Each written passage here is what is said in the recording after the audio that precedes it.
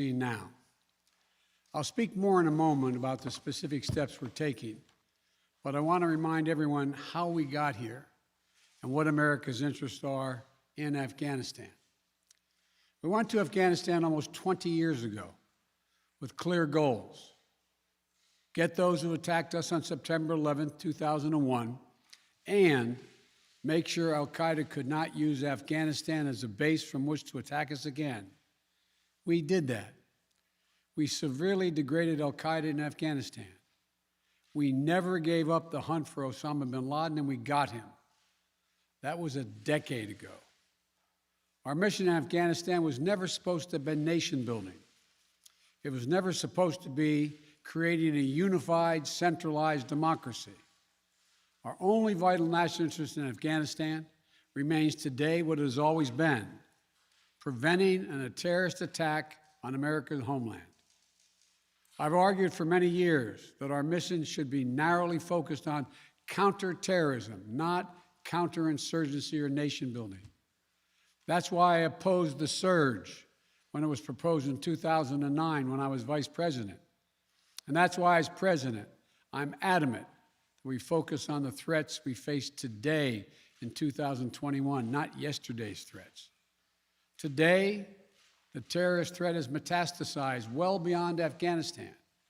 Al-Shabaab in Somalia, al-Qaeda in the Arabian Peninsula, al-Nusra in Syria, ISIS attempting to create a caliphate in Syria and Iraq, and establishing affiliates in multiple countries in Africa and Asia. These threats warrant our attention and our resources. We conduct effective counterterrorism missions against terrorist groups in multiple countries where we don't have permanent military presence. If necessary, we'll do the same in Afghanistan. We've developed counterterrorism over-the-horizon capability that will allow us to keep our eyes firmly fixed on the direct threats to the United States in the region and act quickly and decisively if needed. When I came into office, I inherited a deal that President Trump negotiated with the Taliban. Under his agreement, U.S. forces would be out of Afghanistan by May 1, 2021, just a little over 3 months after I took office. U.S. forces had already drawn down during the Trump administration from roughly 15,500 American forces to 2,500 troops in country. And the Taliban was at its strongest militarily since 2001. The choice I had to make as your president was either to follow through on that agreement or be prepared to go back to fighting the Taliban in the middle of the spring fighting season. There would have been no ceasefire after May 1. There was no agreement protecting our forces after May 1. There was no status quo of stability without American casualties after May 1. There was only the cold reality of either following through on the agreement to withdraw our forces or escalating the conflict and sending thousands more American troops back into combat in Afghanistan, lurching into the third decade of conflict. I stand squarely behind my decision. After 20 years, I've learned the hard way that there was never a good time to withdraw U.S. forces. That's why we're still there. We were clear-eyed about the risks. We planned for every contingency, but I always promised the American people that I would be straight with you. The truth is, this did unfold more quickly than we had anticipated. So what's happened? Afghanistan political leaders gave up and fled the country. The Afghan military collapsed, sometime without trying to fight. If anything, the developments of the past week reinforced that ending U.S. military involvement in Afghanistan now was the right decision. American troops cannot and should not be fighting in a war and dying in a war that Afghan forces are not willing to fight for themselves. We spent over $1 trillion. We trained and equipped an Afghan military force of some 300,000 strong, incredibly well equipped, a force larger in size than the militaries of many of our NATO allies. We gave them every tool they could need. We paid their salaries, provided for the maintenance of their Air Force, something the Taliban doesn't have. Taliban does not have an Air Force. We provided close air support. We gave them every chance to determine their own future. We could not provide them was the will to fight for that future. There's some very brave and capable Afghan special forces units and soldiers.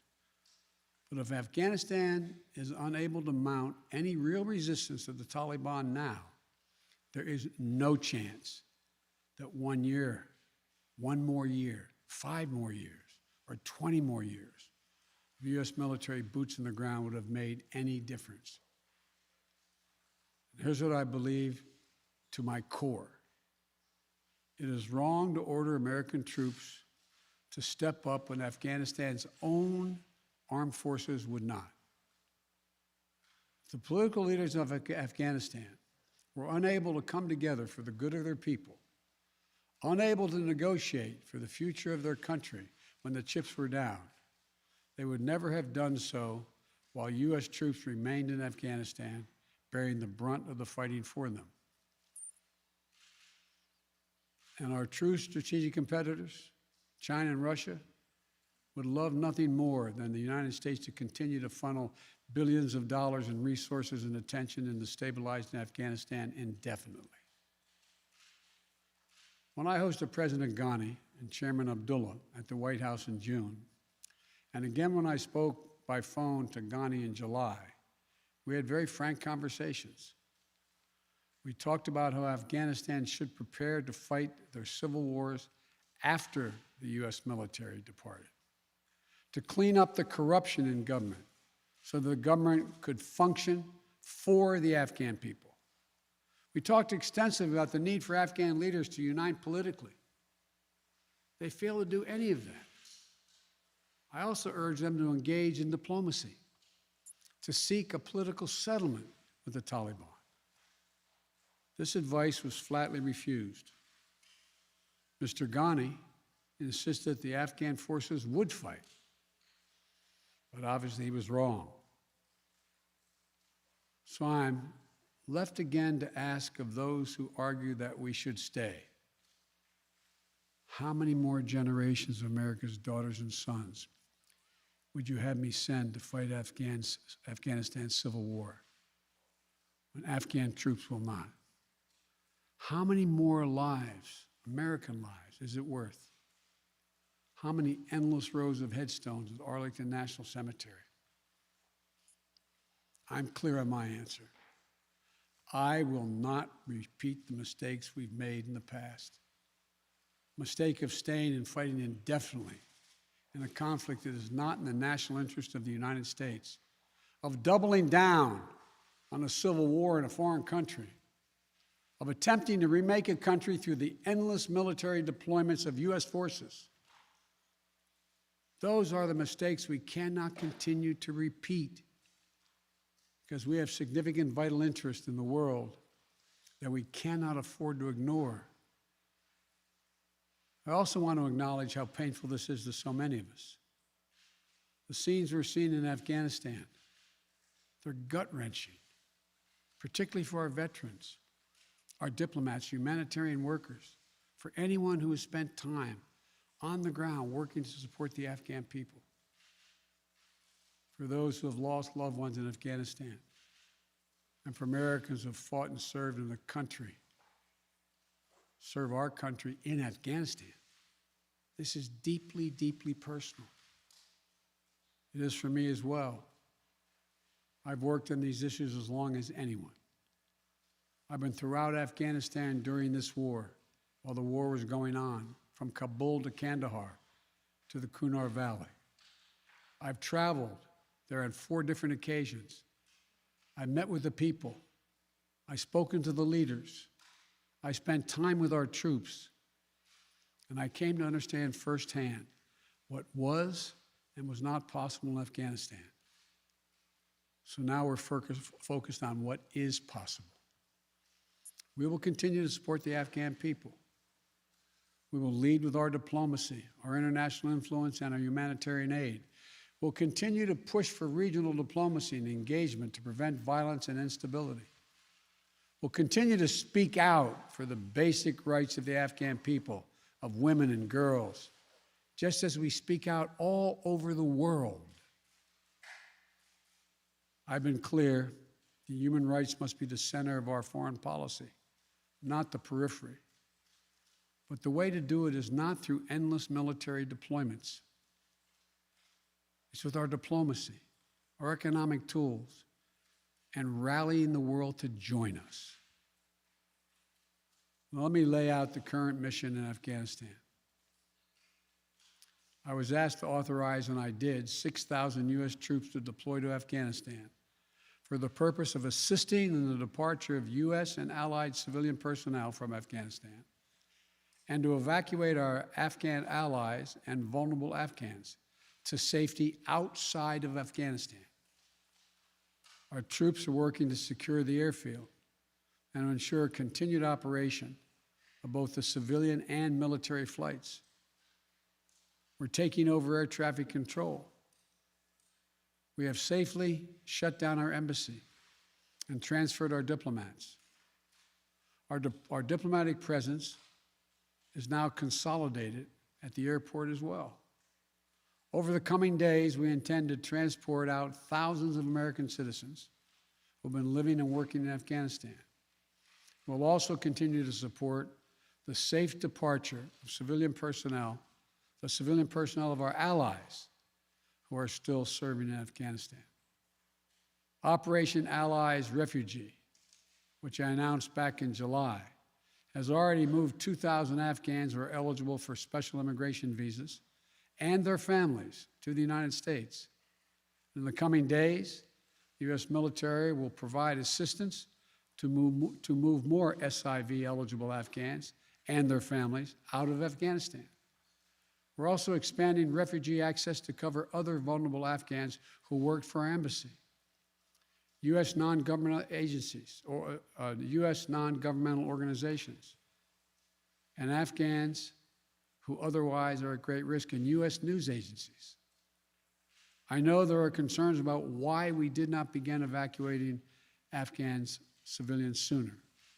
Part of the answer is some of the Afghans did not want to leave earlier, still hopeful for their country.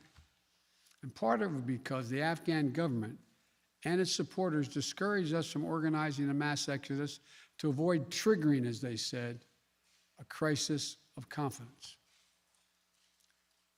American troops are performing this mission as professionally and as effectively as they always do, but it is not without risks.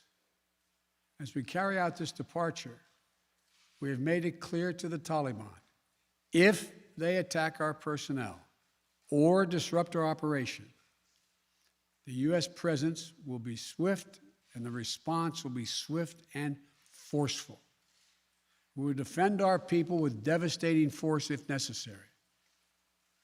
Our current military mission will be short in time, limited in scope, and focused in its objectives. Get our people and our allies to safety as quickly as possible. And once we have completed this mission, we will conclude our military withdrawal. We will end America's longest war after 20 long years of bloodshed. The events we're seeing now are sadly proof that no amount of military force would ever deliver a stable, united, secure Afghanistan, as known in history as the graveyard of empires. What's happening now could just as easily happen 5 years ago or 15 years in the future. We have to be honest. Our mission in Afghanistan has taken many missteps, made many missteps over the past 2 decades. I'm now the 4th American president to preside over war in Afghanistan, 2 Democrats and 2 Republicans. I will not pass this responsibility on to a 5th president. I will not mislead the American people by claiming that just a little more time in Afghanistan will make all the difference. Nor will I shrink from my share of responsibility for where we are today and how we must move forward from here. I am President of the United States of America, and the buck stops with me. I'm deeply saddened by the facts we now face, but I do not regret my decision to end America's warfighting in Afghanistan and maintain a laser focus on our counterterrorism missions there and other parts of the world. Our mission to degrade the terrorist threat of al-Qaeda in Afghanistan and kill Osama bin Laden was a success. Our decades-long effort to overcome centuries of history and permanently change and remake Afghanistan was not, and I wrote and believed it never could be. I cannot and will not ask our troops to fight on endlessly in another country's civil war, taking casualties, suffering life-shattering injuries, leaving families broken by grief and loss. This is not in our national security interest. It is not what the American people want. It is not what our troops, who have sacrificed so much over the past 2 decades, deserve. I made a commitment to the American people when I ran for president that I would bring America's military involvement in Afghanistan to an end. While it's been hard and messy, and yes, far from perfect, I've honored that commitment. More importantly, I made a commitment to the brave men and women who serve this nation that I wasn't going to ask them to continue to risk their lives in a military action that should have ended long ago. Our leaders did that in Vietnam when I got here as a young man. I will not do it in Afghanistan. I know my decision will be criticized, but I would rather take all that criticism than pass this decision on to another president of the United States, yet another one, a 5th one, because it's the right one, it's the right decision for our people, the right one for our brave service members who risk their lives serving our nation, and it's the right one for America. Thank you. May God protect our troops, our diplomats, and all brave Americans serving in harm's way.